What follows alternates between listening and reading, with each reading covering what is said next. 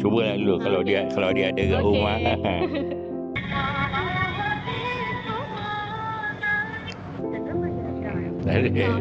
Kalau dia angkat telefon tadi, Cik nak cakap ucapkan terima kasih lah pada dia dan menjaga anak-anak kita dengan baik dan jayalah anak-anak kita dalam pelajarannya. Abang ucapkan selamat Hari Ibu kepada isteri abang tersayang Puan Omah binti Ibrahim. Itu je, terima kasih. Sekejap Mak, angkat. Ya. But I'm not sure if she... Oh, it's okay. We'll try. Sekejap ya. Tak apa, boleh. Hello. Ibu busy ke? Kenapa? Ibu sayang adik tak? Kurang sikit. Kenapa? Hello. Assalamualaikum, Bu. Kenapa?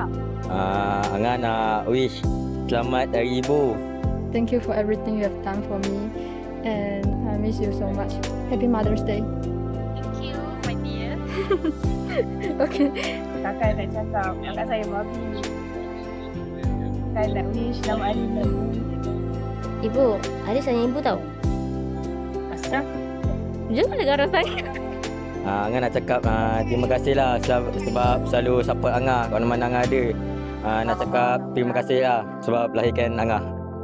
Alah, alhamdulillah ibu dah sedih dia makan ni.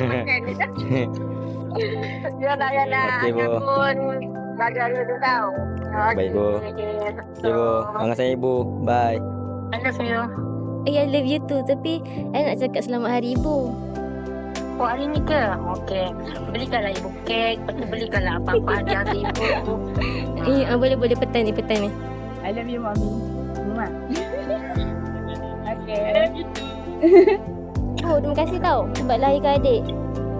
Ya, melahirkan dan besarkan. Harap-harap adalah ganjaran ibu sebagai seorang ibu yang baik yang membesarkan kau. Terima kasih sebab baik dengan adik dan jaga adik sampai besar. Okay, bye. Bye. I love you. I love you too.